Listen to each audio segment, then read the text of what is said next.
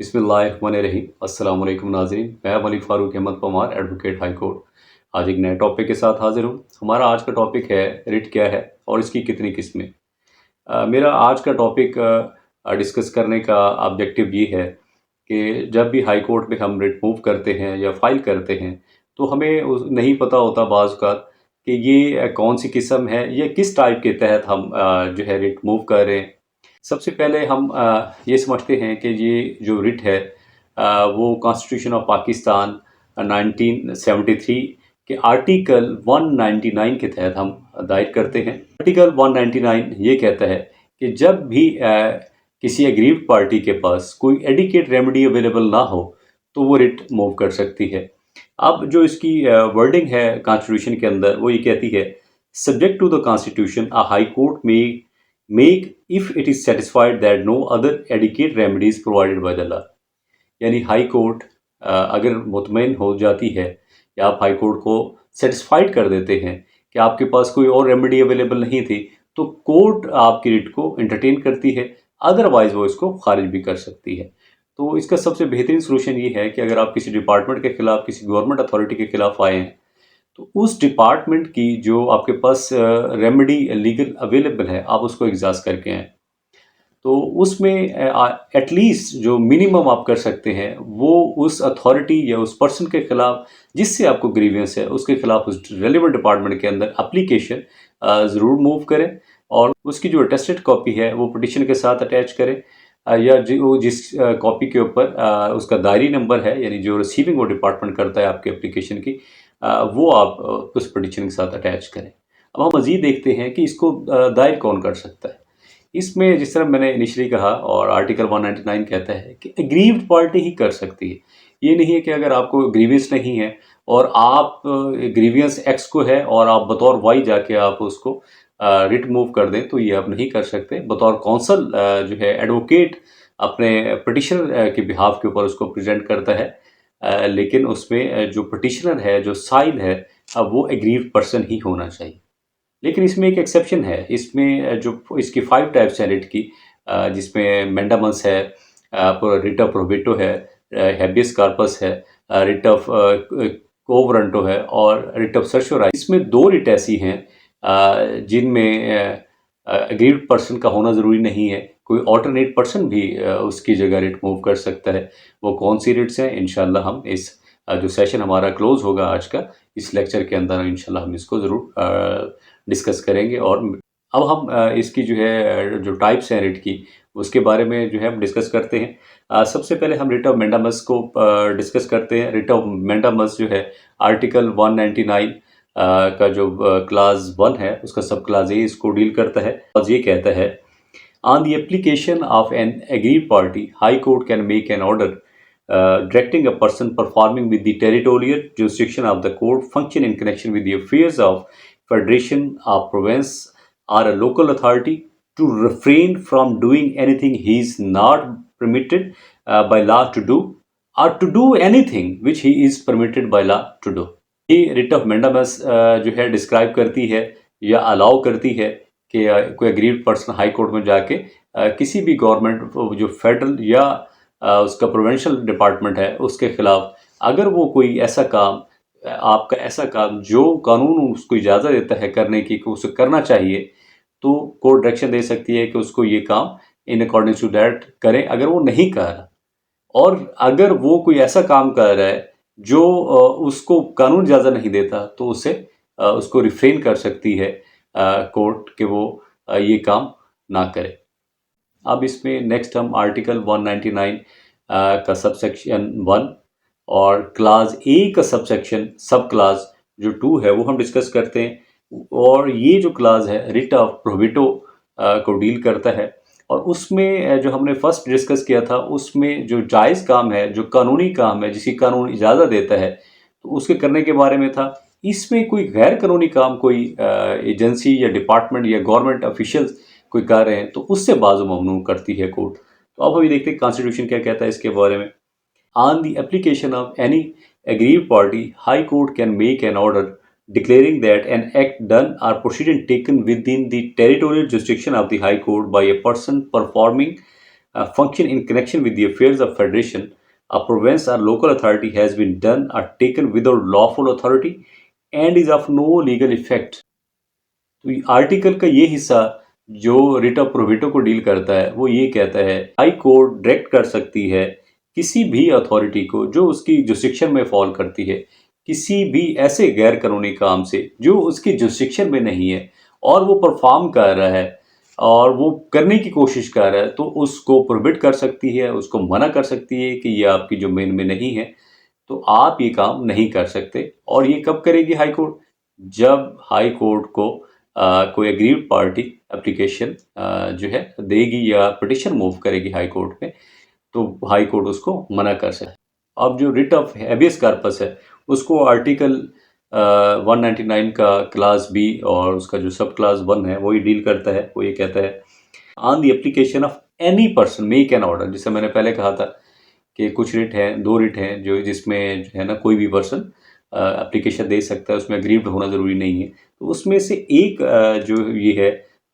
Writ of habeas corpus, इसमें क्योंकि जो शख्स डिटेन होता है वो एप्लीकेशन हाई कोर्ट में खुद मूव नहीं कर सकता, तो उसका रिलेटिव या कोई शख्स जिसके उसके साथ किसी किस्म के जो करीबी रिलेशन है या रिश्ता है उसके साथ, तो वो इसको मूव कर सकता है। Let's see what it says. Directing that a person in custody within the territorial jurisdiction of the court be brought before it so that the court may satisfy itself that he is not being held in custody without lawful authority or in an unlawful manner. इस relevant article के तहत court किसी शख्स या authority को direction दे सकती है किसी भी शख्स या एप्लीकेशन के ऊपर कि जो डिटेन्यू है या जिस किसी शख्स को इलीगली डिटेन किया हुआ है तो वो कोर्ट के सामने उसको पेश करें ताकि कोर्ट इस बात का तयन कर सके कि ये जो डिटेंशन थी वो लीगल थी या इलीगल थी। अगर वो इलीगल है तो कोर्ट उसको फ़ौरन रिलीज़ करने के ऑर्डर दे देती है अगर किसी अथॉरिटी के पास है, और अगर कहीं से रिकवर डेफिनेटली कि कहीं पे किसी प्राइवेट पर्सन के पास है तो वो रेलिवेंट अथॉरिटी उसको रिकवर करके कोर्ट के सामने पेश करेगी, तो डेफिनेटली कोर्ट उसको वहाँ पे रिलीज़ कर देगी। तो ये एक प्रोसीजर है कि अगर कोई शख्स इलीगली डिटेन्ड है, अगर किसी गवर्नमेंट अथॉरिटी ने की है, लॉफुली उसे 24 घंटे के अंदर कोर्ट के सामने पेश करना चाहिए। अगर ऐसे नहीं करता तो आपके पास रेमेडी है कि आप उसको जो है writ of habeas corpus move करें। आर्टिकल 199 क्लास बी का सब क्लास 2 है वो ये डील रिट ऑफ कोवरेंटो को डील करता है। वो आर्टिकल ये कहता है कि on the application of any person make an order requiring a person within the territorial jurisdiction of the court holding or purporting to hold the office to show under what authority of law he claims to hold that office। इस article का ये portion ये कहता है कि जब भी कोई शख्स हाई कोर्ट में रिट मूव करता है, रिट ऑफ कोवरेंटो मूव करता है किसी ऐसे शख्स के बारे में जिसमें वो समझता है कि ये एलिजिबल नहीं था इस ऑफिस को होल्ड करने के लिए या इसमें उसे डिप्यूट किया गया है, तो वो इसकी जो है उसकी क्वालिफिकेशन इस सीट पर बैठने के लिए नहीं है, तो वो रिट ऑफ कोवरेंटो हाई कोर्ट में मूव करता है। तो हाई कोर्ट की अगर जुरिस्डिक्शन में वो रेलिवेंट एरिया है या वो रेलिवेंट पर्सन जो है वो डिप्यूटेड है या पोस्टेड है, तो वहाँ पे जो है उस शख्स से कोर्ट तलब करके पूछ सकती है कि किस कैपेसिटी में आपने ये ऑफिस होल्ड किया। तो पाकिस्तान के अंदर जो है बाज़ औक़ात नेपोटिज़म की वजह से या किसी और वजह से मुख्तलिफ लोगों को जो एलिजिबल नहीं होते, जिनकी क्वालिफ़िकेशन पूरी नहीं होती, फॉर एग्ज़ाम्पल एक शख्स की क्वालिफ़िकेशन एक पोस्ट के लिए मास्टर्स चाहिए और वो अंडर मैट्रिक है या इंटरमीडिएट है या ग्रेजुएट है,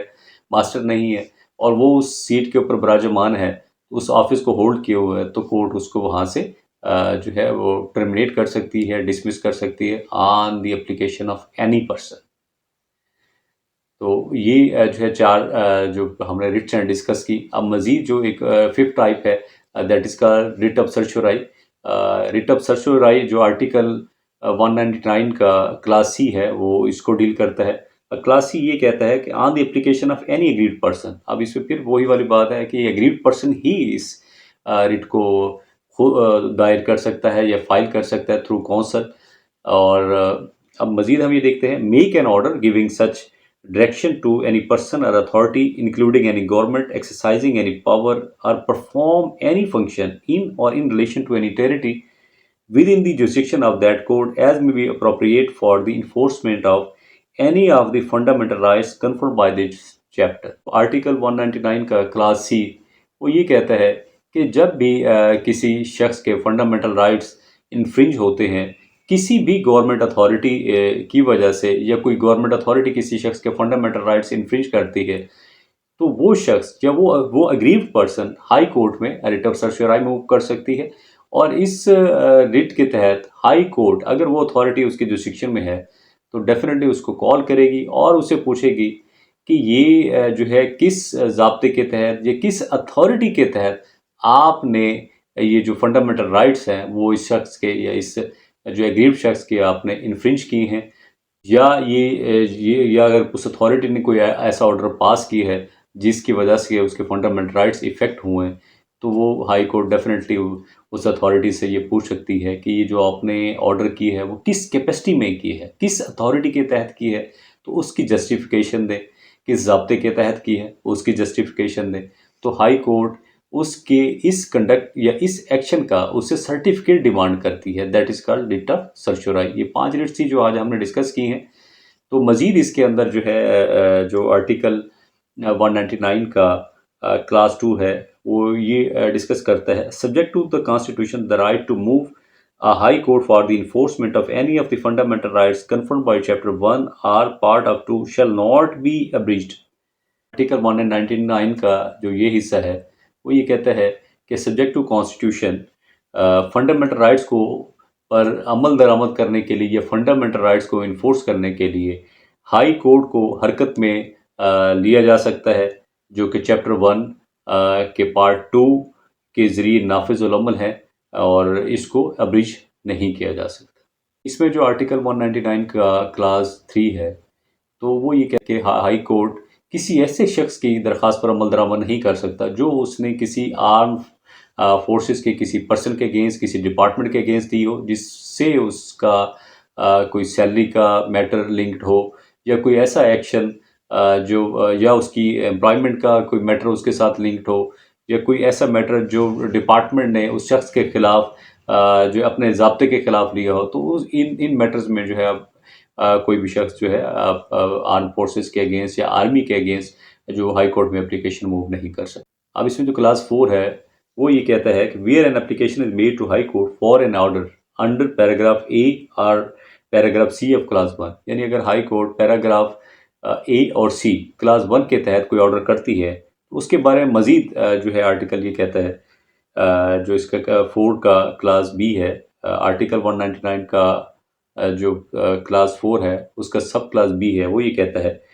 the making of an interim order would have the effect of prejudicing or interfering with the carrying out of a public work or of otherwise being harmful to public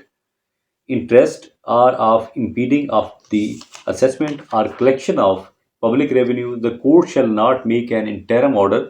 unless the prescribed law officer has been given notice of the application and he or any person authorized by him in that behalf has had an opportunity of being heard, and the court, for a reason to be recorded in writing, is satisfied that the interim order would not have such effect as aforesaid, or would have the effect of suspending an order of proceeding which on the face of the record is without jurisdiction। इससे मुराद ये है कि अगर एक दरमियानी order जिसकी वजह से public works या पब्लिक के मफादात से टकराव विजिबल हो, या टकराव पैदा होने का ख़तरा हो, या पब्लिक रेवेन्यू की असेसमेंट जमा करने में कोई रुकावट पैदा हो, तो कोर्ट इंटरिम ऑर्डर नहीं करेगी अनटिल अनलेस कि वो पर्सन खुद या उसका जो है जो कोई नुमाइंदा उस डिपार्टमेंट का कोर्ट में आके अपीयरेंस दे और अपना जो है मौक़िफ़ बयान करे। कोर्ट अगर उसमें मुनासिब समझेगी तो कोर्ट उसमें इंटरिम ऑर्डर कर देगी। अब इसमें जो आर्टिकल 4A है वो ये कहता है कि an interim order made by high court on the application made to it to question the validity or legal effect of any order made, proceeding taken or act done by an authority or person which has been made, taken or done or purports to have been done under any law which is specified in part 1 of the first schedule or relates to it or is connected with the state property of the assessment or collection of public revenues shall cease to have effect on the expiration of a period of 6 months following the day on which it is made. इसमें जो article 4A है, जो वो interim order करती है, ये उसकी validity के बारे में है। अगर वो किसी गवर्नमेंट अथॉरिटी के अगेंस्ट है, तो वो उसकी जो वैलिडिटी है वो 6 मंथ है। अगर जैसे ही 6 मंथ क्लोज होंगे, उसके नेक्स्ट जो डे होगा उसमें वो जो ऑर्डर है वो इन्फ्रक्चुअस हो जाएगा। लेकिन आर्टिकल 4A में एक प्रोवाइजो है जो ये कहता है कि अगर कोर्ट मुनासिब समझे, कोई रीज़न उसके साथ अटैच कर दे, तो उसका इफ़ेक्ट जितना अर्सा कोर्ट चाहे तो उसको जो है इफ़ेक्टिव उस ऑर्डर को कर सकती है, उस दरमियानी फैसले को या इंटरम ऑर्डर को। ये उस प्रोवाइजो के अंदर है। तो ये एक रीज़न है जिसकी वजह से जो रिट्स हैं बाज़ औक़ात प्रोलॉन्ग हो जाती हैं। जो 6 मंथ का टाइम है वो कई सालों पे मुहित हो जाता है। इसमें आर्टिकल 199 का क्लास 5 है, वो पर्सन की डेफिनेशन बताता है कि जो पर्सन है वो जो है वो कौन-कौन से हो सकते हैं, जिससे हम बता रिट में आर्टिकल 199 में हमने डिस्कस किया एनी पर्सन। अब पर्सन से क्या मुराद है वो हम ये देखते हैं। Person includes any body, politic, corporate, and authority are under the control of the federal government or of provincial government, and any court or tribunal other than the Supreme Court, High Court or tribunal established under law relating to the armed forces of Pakistan। तो ये जितने भी इसके अंदर मैंने discussion की है, जैसे कारपोरेट बॉडी है वो भी पर्सन की डेफिनेशन में आती है, या कोई पॉलिटिकल बॉडी है वो भी पर्सन की डेफिनेशन में आती है, या इसके अलावा जो भी कोई डिपार्टमेंट जो फेडरल है या यानी वफाकी है या सूबाई डिपार्टमेंट है, या कोई कोर्ट है, ट्राइब्यूनल है। लेकिन इसमें महासिवा जो अदर दैन का वर्ड यूज़ किया, महासिवा हाई कोर्ट या सुप्रीम कोर्ट और court of tribunal establish under law relating to arm forces of Pakistan, या जो ट्राइब्यूनल्स हैं जो आर्म फोर्सेस के अंदर आते हैं, तो वो भी इस जो पर्सन की डेफिनेशन में इंक्लूड नहीं होते। मज़ीद इसके अंदर जो आर्टिकल 199 है वो डिस्क्राइब करता है प्रिस्क्राइब लॉ ऑफिसर। अब प्रिस्क्राइब लॉ ऑफिसर मीन से भाई वो कौन से जो है लॉ ऑफिसर होते हैं, या प्रिस्क्राइब लॉ ऑफिसर का क्या मतलब है। इसमें जो प्रिस्क्राइब लॉ ऑफिसर से मुराद ये है कि अगर कोई इदारा जो है फेडरल गवर्नमेंट का है, तो उसमें जो प्रिस्क्राइब लॉ ऑफिसर हैं वो अटॉर्नी जनरल हैं, और अगर कोई प्रोविंशियल गवर्नमेंट का इदारा है तो उसमें जो प्रिस्क्राइब लॉ ऑफिसर हैं वो एडवोकेट जनरल हैं। तो ये जो है हमारा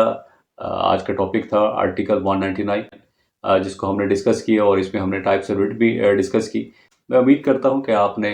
जो है रिट क्या है और ये कितनी किस्म की है, कौन इसको दायर कर सकता है रिट को।